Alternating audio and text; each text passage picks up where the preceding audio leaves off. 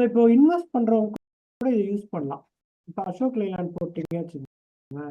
அசோக் லைலாண்ட்ல நீங்க வந்து எப்போ வாங்கலாம் எப்போ விற்கலாம் அப்படின்றது, எப்போ வந்து விற்க மாட்டீங்க இன்வெஸ்டர் எப்பெல்லாம் வாங்கலாம் அப்படின்றதுக்கு நீங்க இது பண்ணிக்கலாம். எங்க இதெல்லாம் வந்து இது பண்றது, சே ஃபார் எக்ஸாம்பிள் உங்களுடைய புரிதல் கட்டுறது எப்போன்னா, அது வந்து எப்போ கட் பண்ணி மேலே போகுதோ அப்போ வாங்குறோம். ஸோ இது எப்போ வாங்கியிருப்பீங்கன்னா நீங்க இங்க வாங்கியிருப்பீங்க, கரெக்டுங்களா?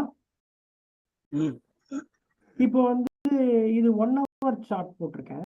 ஸோ நம்ம என்ன பண்ணோம்னா, இது வந்து டைம் வந்து இதுல கரெக்டா இருக்காது. ஸோ அதனால இப்போ வந்து பாத்தீங்கன்னா இதை கிராஸ் பண்றது 11:15 இருந்தாலும் நம்ம 11:50 மேல இருக்க டைம் எடுத்துக்கலாம். 11:50னா இங்க 9:15 இருக்கும். ஃப்ரைடே 11th வந்து 204 ரூபாய்க்கு வாங்குறதுக்கான opportunity according to this method. இப்போ எவ்வளவு இருக்கு, எவ்வளவு வரல ரீச் ஆயிட்டு 230 வரல ரீச் ஆயிட்டு எங்க வெளியே வந்தோம்னா 224. ஸோ நீங்க வந்து 204ல இருந்து 20 ரூபா பிடிச்சிருக்கலாம். வந்து 20 ரூபாய் almost 10% over a period of 11th ஏப்ரல்ல இருந்து ஒரு மாசத்துல you good have gain 10%.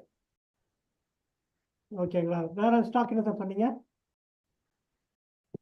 Federal bank. Federal bank. Federal bank okay. So federal பேங்க்ல வந்து இதுக்கு முன்னாடி எங்க ஆப்பர்ச்சுனிட்டி கிடைச்சிச்சுன்னா, இது வந்து கட் பண்ணி மேலே 20 மூவிங் ஆவரேஜ் இருக்கு. பட் ஆனால் இது வந்து இங்கே கட் ஆயிருக்கு. ஸோ இந்த இடத்துல கட் பண்ணி மேலே போகிறதுனால இங்கே இருக்க 20 மூவிங் ஆவரேஜும் மேலே போகுது, இதுவும் மேலே போகுதுன்னா நீங்கள் பை பண்ணலாம். இங்கே பை பண்ணிருந்தீங்கன்னா இங்கே பை பண்ணியிருப்பீங்க. ஸோ 191 ரூபாவில் பை பண்ணியிருப்பீங்க.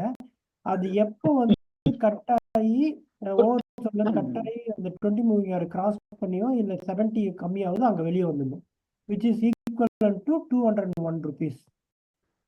ஸோ 192லேருந்து கிட்டத்தட்ட இதுவும் 10 ரூபா. வித்தின்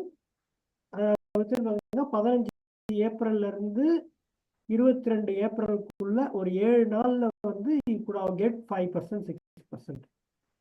அது மாதிரி ஐடியெல்லாம் வந்து எங்க வாங்கணும் எங்க வைக்கணும்னா அது இன்வெஸ்டர் நீங்க என்ன பண்ணணும்னா, இங்க நடுவுல கிராஸ் ஆகுது இல்லை, அதெல்லாம் நீங்க இக்னோர் பண்ணிடலாம்.